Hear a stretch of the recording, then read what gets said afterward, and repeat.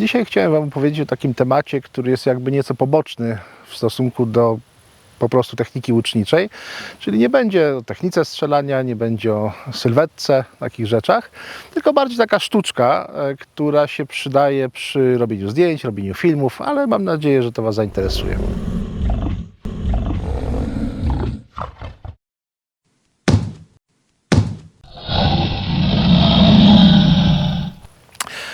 Jeżeli strzelamy, no to oczywiście zachowujemy odpowiednie reguły bezpieczeństwa. Jedną z najważniejszych reguł jest to, że zawsze strzelamy z jednej linii, czyli pierwszy łucznik, drugi, trzeci i tak dalej. Wszyscy w jednej odległości od celu. Nikt ani o krok z przodu, nikt ani o krok z tyłu. Ewentualna publiczność gdzieś tam za nami, może z boku. No i wtedy jest bezpiecznie, bo jeżeli coś komuś nie wyjdzie, jeżeli ktoś wypuści strzałę przypadkowo, jeżeli coś się złamie w czasie strzału, jakieś odłamki strzały polecą, no to to wszystko poleci tam, gdzie nikt nie stoi. I oczywiście przy normalnym strzelaniu jest to bardzo ważne, zachowujemy reguły. Natomiast czasami mamy taką sytuację, kiedy nie strzelamy, ale chcielibyśmy na przykład zrobić zdjęcie czy kawałek filmu w sytuacji, kiedy wydaje się, że łucznik naciąga łuk w kierunku kogoś innego. Czyli powiedzmy, stoję sobie tutaj, Bartek naciąga łuk, no wydaje się, że to niebezpieczne. Natomiast wbrew pozorom nic się nie może stać, nawet jeżeli on by przypadkowo wypuścił cięciwe. Najbardziej taki klasyczny wypadek to jest, jeżeli chcemy zrobić portret łucznikowi czy grupie łuczników, którzy napinają łuk prosto w kierunku obiektywu. To efektownie wygląda, zwłaszcza jeżeli tu jest kilka osób, 5-10, prawda? Fajnie taki portrecik. No i oczywiście można postawić samą kamerę i dopiero napinać łuk, no ale często jest tak, że chcemy po prostu zrobić zdjęcie, wykadrować, sprawdzić i tak dalej. Więc znowu, chcielibyśmy w bezpieczny sposób zrobić to zdjęcie tak, żeby się wydawało, że łucznik rzeczywiście napina łuk, ale żeby nic się nie mogło stać. No i zaraz Wam pokażę, na czym ta sztuczka polega. Jeżeli tak wygląda strzała normalnie założona do strzelania systemem zekierowym, czyli tego typu chwyt cięciwy, tak jakbym normalnie strzelał, to teraz jeżeli chcę udać, że napinam łuk, czy w zasadzie napiąć łuk, ale w sposób bezpieczny, tak że strzała na pewno nie wyleci, to po prostu teraz zdejmuję nasadkę ze strzały, cofam ją troszkę, czyli cięciwa nie jest tuż koło rowka nasadki, tylko gdzieś troszeczkę dalej, żeby na pewno nie wskoczyła z powrotem. No i robię bardzo podobny chwyt jak przed chwilą. Tutaj przyciskam oczywiście strzałę do łuku i teraz mogę udać, czy naprawdę napiąć łuk, ale jeżeli by mi się coś wymsknęło, co przy takim zekierze, zwłaszcza takim metalowym, sztywnym, śliskim, no to jest możliwe, to gdyby mi się coś wymknęło z ręki, to cięciwa poleci wzdłuż promienia strzały, prawda? Przeczeszę tutaj opierzenie, no może je troszkę wyręży, ale nie wypchnie strzały. Ta strzała po prostu spadnie na ziemię. Oczywiście to jest strzał na sucho, czyli sytuacja nieco niebezpieczna dla łuku, no ale lepiej zaryzykować, ewentualnie, no prawdopodobieństwo jest nikłe, więc lepiej zaryzykować troszeczkę łuk, niż zaryzykować, że się skasuje aparat albo fotografującego. Patrzymy sobie, że tu jest strzała od zewnętrznej strony łuku i od zewnętrznej strony cięciwy, czyli po tej samej stronie łuku i po tej samej stronie cięciwy. Teraz, gdybyśmy udawali strzelanie stylem na 3 palce, no to oczywiście wszystko nam wędruje z tej strony.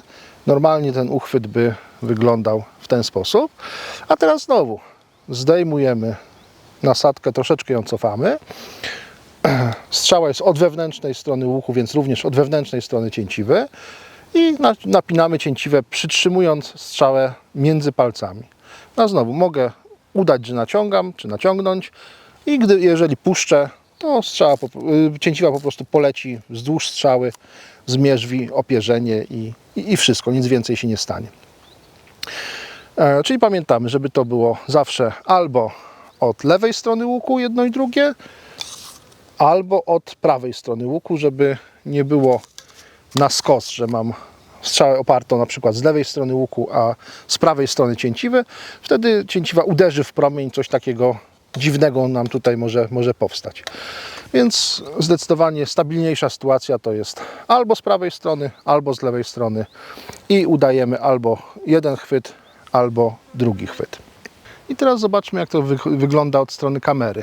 Strzała założona od zewnętrznej strony łuku i od zewnętrznej strony, czy właściwie nie założona, od zewnętrznej strony cięciwy. Chwyt zekierowy. Udaje zagrożenie dla kamery.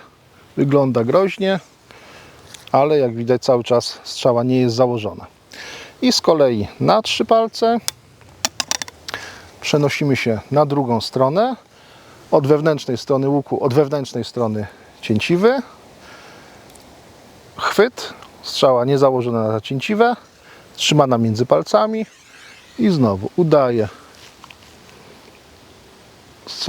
napinanie łuku, czy napinam łuk, ale w sposób nie powodujący zagrożenia. Jeżeli zamierzamy się tą techniką bawić bardziej regularnie, to przygotujmy sobie specjalne strzały. W przypadku promieni drewnianych temperujemy ten promień, tak jak pod plastikową nasadkę, ale nasadki nie wklejamy. No i wtedy mamy z tyłu stożek i żadnym sposobem cięciwa tutaj nam się nie oprze. Jeżeli używamy strzał aluminiowych albo karbonowych, to możemy z tyłu strzały wkleić jakiś tam tarczowy grot, który znowu tworzy nam stożek i nie ma możliwości wypchnięcia cięciwą strzały. Zadbajmy o to, że jeżeli się w ten sposób bawimy, to w danym momencie mamy wszystkie strzały w kołczanie tego typu, żebyśmy się nie pomylili, żebyśmy przypadkowo nie wyciągnęli normalnej strzały z normalną nasadką.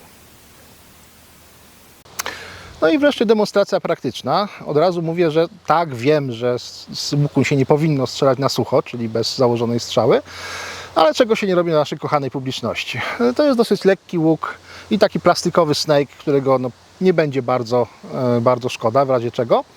Tak, on się może złamać, ale jak mówię, nie róbcie tego w domu. Strzała nie założona na cięciwę, chwyt wygląda naturalnie, napinamy i teraz jak strzelę, to jak zobaczyliście, strzała w ogóle nie wyleciała, po prostu spadła na ziemię praktycznie w tym samym miejscu, gdzie była. Zauważcie tylko, że cały czas mówimy o sprzęcie tradycyjnym i tu mamy strzały opierzone naturalnymi lotkami, które jak cięciwa przez nie przeleci, one się po prostu składają. Natomiast jeżeli byśmy mieli lotki gumowe czy plastikowe, no to już ta cięciwa mogłaby tą strzałę wypchnąć pół metra do przodu, metr do przodu.